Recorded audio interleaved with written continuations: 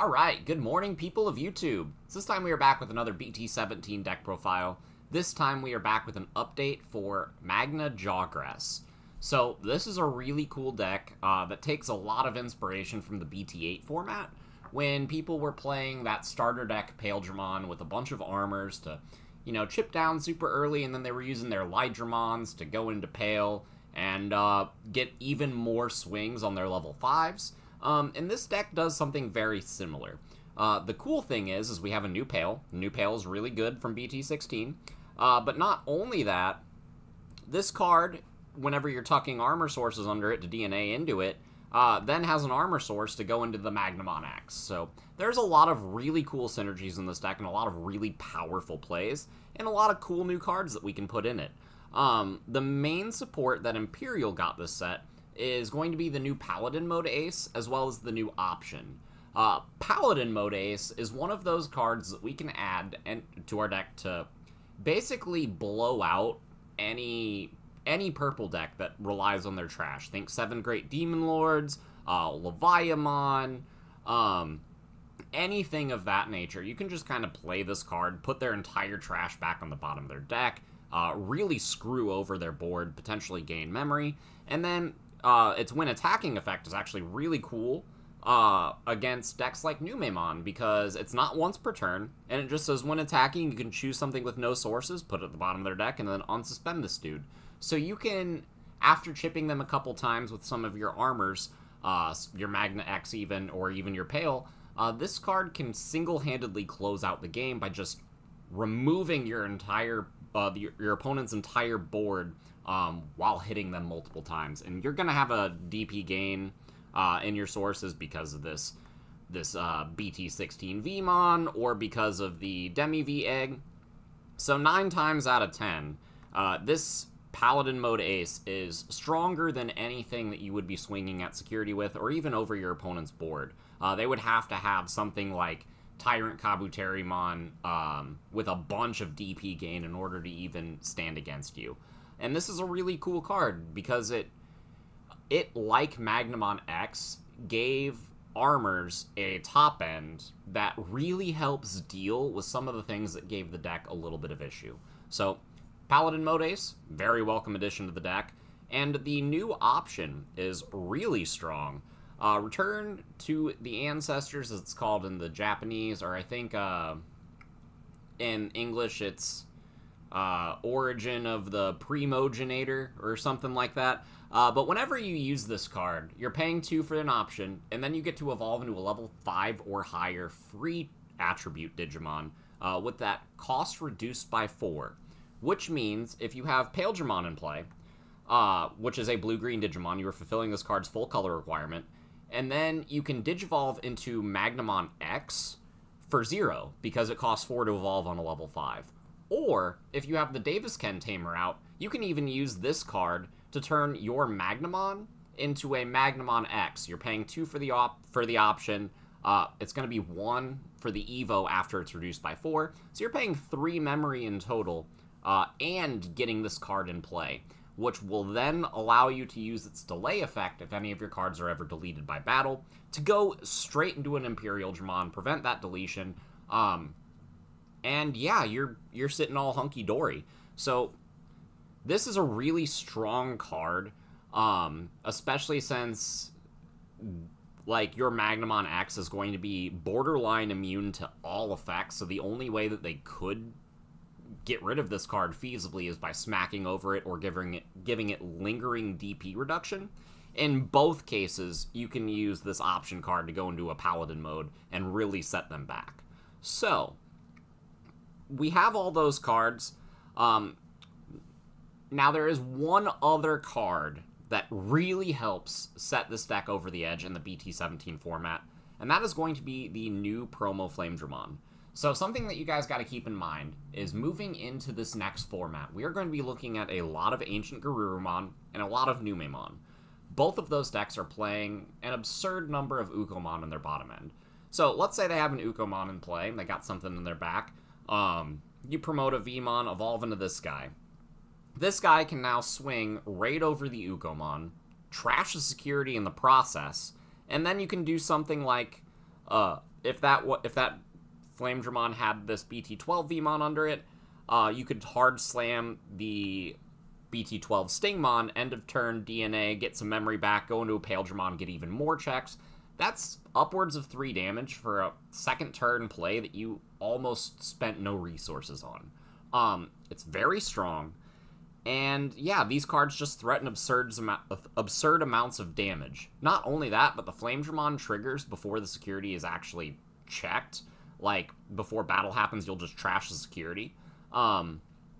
Which means that you can trigger Magnamon X's attack before your opponent hits the timing for aces.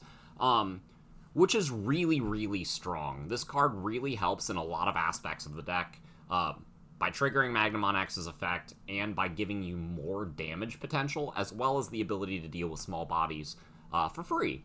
And this card is just really, really great for the deck. It serves a similar purpose to the Paildramon. We are still playing the Paildramon in this list because it is green, and we need blue and green for Paildramon. But this deck really focuses more on the armor rush aspect of the deck, since we cut out all of the fluff from the Imperial Dramon list. So, hope you guys like this kind of content. Make sure you guys like and subscribe. And without further ado, I guess we'll go into the card by card. For the eggs, we still want a full house split of the STEMI Vmon. However, since we don't play the X Vmon that gives us jamming, the BT16 Vmon is a little bit more valuable. Especially if you can combine this buff with the BT16 Vmon buff. Then you're putting cards like the Flamedramon at 8k. You're putting this Magnamon from the starter deck at 10k. And you're making it so that your armors can actually chip your opponent down before even going into a Paildramon, which is really nice. Now, for the Imperial rookies that we are still playing, I'm on 4 of the obvious Vmon that lets you end of turn DNA and searches all of your good cards, and then I'm playing just 3 copies of the Wormmon from BT12. Still a high number, and that's because this end of turn DNA is really important. Our Paildramon and our Stingmons can evolve on top of this, to give us that green source, which is really great. This card is played for free with the Davis Ken, which means that we have 7 really good targets to just drop from our hand for free and get searches for our armor pieces, for our Jogress pieces, for anything that we might need to win the game. And then we are playing 4 copies of each of the good Vmon that you would play in armor. The 4 copies of the BT16 Vmon, because it gives you memory back. Not only that, but it's going to give you a DP buff in your sources, which is fantastic. And then we are playing 4 copies of the promo because getting a memory back, like I just said, really good. But this is your unconditional draw card, which means you can get this in your sources, swing with an armor, get a draw, Jogress into the Paildramon, swing 2 more times, get 2 more draws. This card draws you so many cards, especially when you start combining it with other effects like this, the BT12 Demi V, or other effects like that. So those are going to be our 15 mandatory rookies. And then we do have a 16th just kind of flex slot, just that I have enough rookies that I can slam so many off of my Davis Ken, but still have a fair amount to evolve in the back. I'm on 1 of the BT16 Uko. This could be a jamming Vmon. It could even be a 4th copy of that Wormmon. But in armors, especially since you're putting so many champions in play, the ability to get extra breeding phases and extra draws by evolving rookies in the back and just constantly threatening a dude in the raising area is really fantastic. Not only that, but this deck wants a fair amount of search. We are playing 7 searchers after all, and this card helps us search just passively by sitting there. So this is a really good card for the deck. But again, it is a flex spot, so this is one of the cards that you could play around with if you so chose. Now, on to the level 4s. I have upped this Magnamon to 4 copies. Was not playing 4 of this in the initial Imperial Jogress build, and that's because I was focused more on DNAing into Paildramon. However, this card is just too good not to be abusing. And even in standard Imperialists going forward, I expect them to be upping the number of this card that they are playing in their deck, just because it is so strong into this format. Potentially dealing with 2 bodies and being a blocker is just really good. Yeah, there's not enough good things to say about the starter deck Magnamon. I am on 1-1 of the BT8 Magnamon and the BT13 Magnamons, respectively. The BT8 can help you get extra swings, seldomly. And most of the time, if you are DNAing, you're going to be losing the buff that the Magnamon would have gotten itself off of its Wind Digivolving effect. But it is there because there are situations where you'll have multiple VMons swinging, and then some will live, and that will determine which one you evolve this on top of to get extra swings, because this deck is all about being low to the ground and being super aggressive. This card can help facilitate that. Not only that, but if you need a really, really big blocker, turning this thing into a Magnamon X is a really good way to do that. So, and the BT13 Magnamon is really cool for tempo. There have been a couple of really cool instances where you can just get multiple instances of the Search Vmon because of this card. Not only that, but because Davis Ken bounces at the end of your opponent's turn. Let's say I played a BT12 Vmon off the Davis Ken, and then I evolved the Vmon that I played into this Magnamon. So what's going to happen is I'm going to get a draw off evolving, I'm going to get a search off of this Vmon, and then at the end of my opponent's turn, if they didn't deal with this Magnamon is what gets bounced to my hand. I'm going to draw another card for this effect, and then I can replay the Vmon that was in my sources, get an additional search, and since that all happens at the end of my opponent's turn, I can then evolve this Vmon on my turn and swing with it, because it won't have Summoning Sickness, which is really silly. I've done that quite a bit in this deck, and it's a really strong play, because it helps you threaten a blocker against other low-to-the-ground decks like hybrids, while also maintaining board advantage, which is really great. And then the last three armors I'm playing are going to be the Flamedramon and Lightramon package, to help us deal with the other low-to-the-ground decks that exist this format. Paildramon is really cool because it can evolve on our Wormmon and is that green source for the Paildramon, but the Flamedramon is just objectively better. This is just a really, really good card. Raid and Security Trash is just really good in this deck and kind of what this deck needed.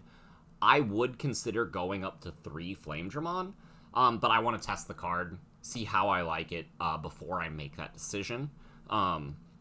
And, still haven't gotten mine in the mail yet. So that will have to wait. But right now it's going to be a 2 of. I think this is a pretty strong card for the deck and something that you're going to want at least this number for if you're going to try to build something like this.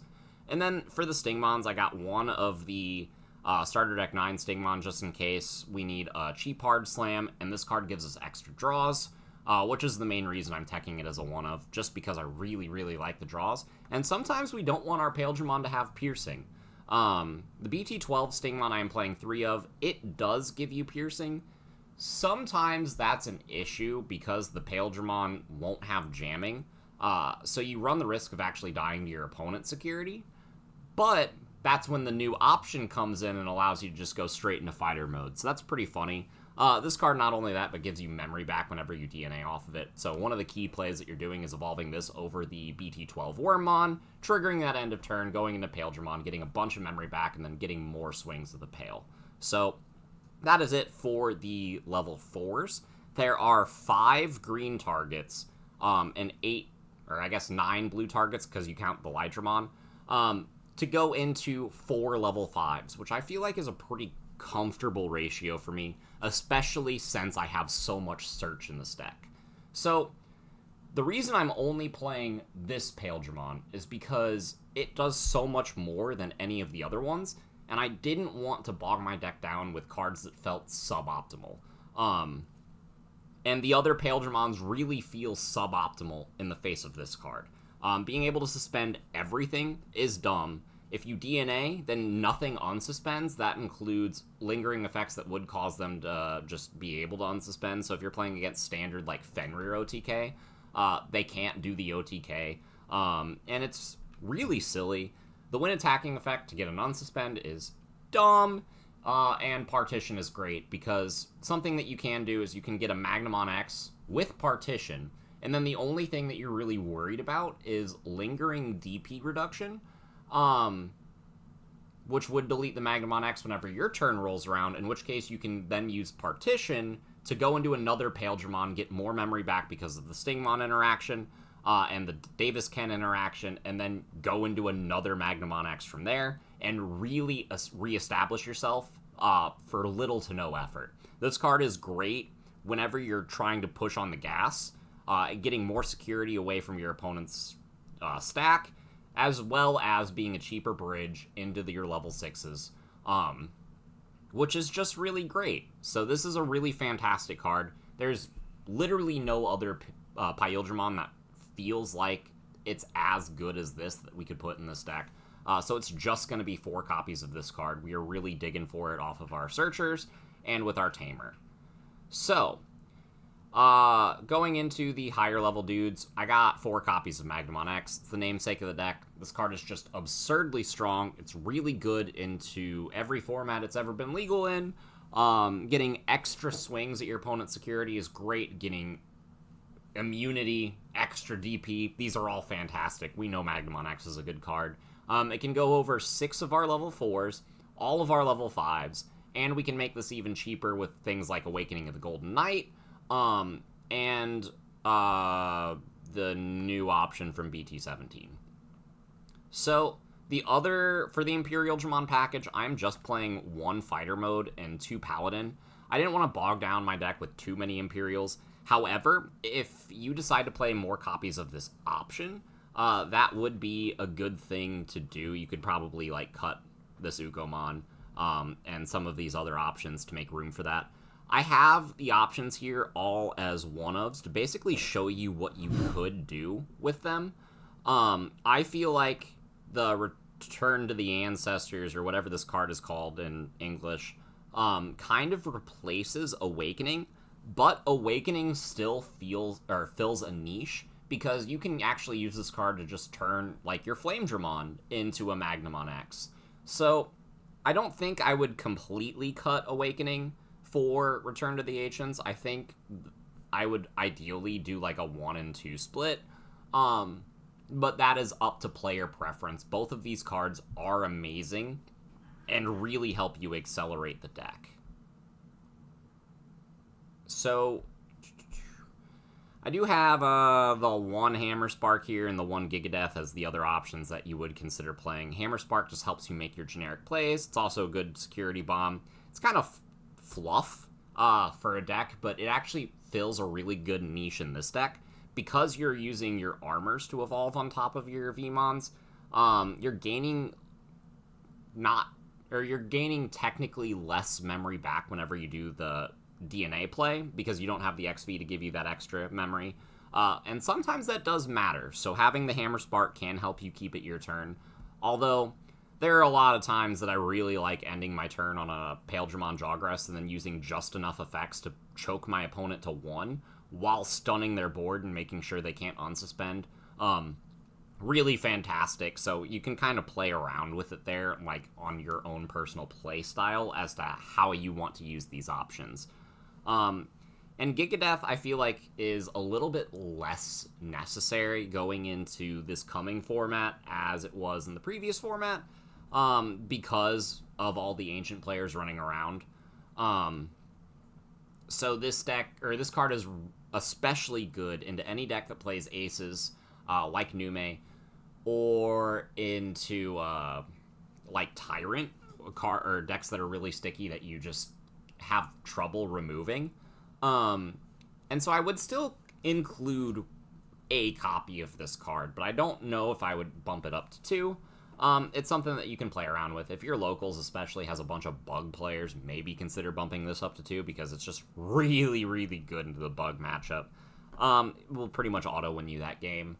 But, yeah, I feel like this deck has room for anywhere between 3 and 5 options.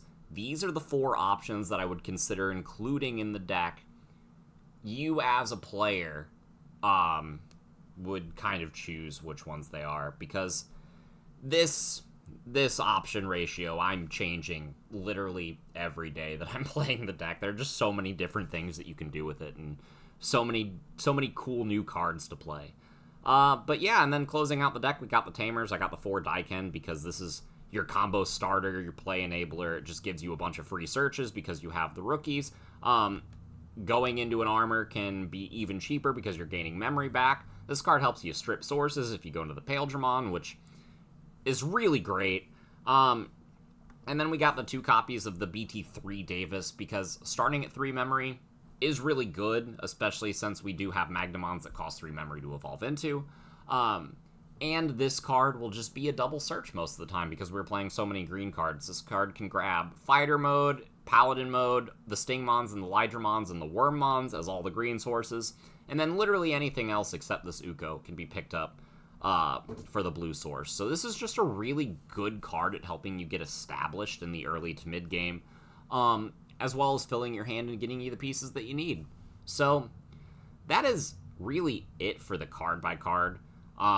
There's a lot of different things that this deck can do, a lot of different choices that you can make when going to deck build this. But it's a really strong deck. I won my locals with something similar to this last week. I mean, obviously I didn't have the Flamedramons or the Paladin modes legal yet, but I was just playing filler cards to help kind of make it work, and the deck flowed so well. So I'm really, really excited for these to come in the mail and for me to continue to refine this list and just make it as good as it can possibly be.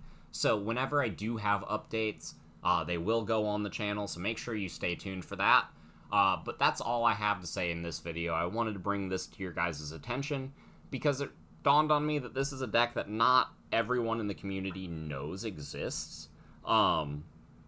But it's very strong, so you should be ready for it if you are ever playing at a table across from it. So, yeah, we will see you all in the next video. Hope you enjoyed, and have a good one, everyone. Bye.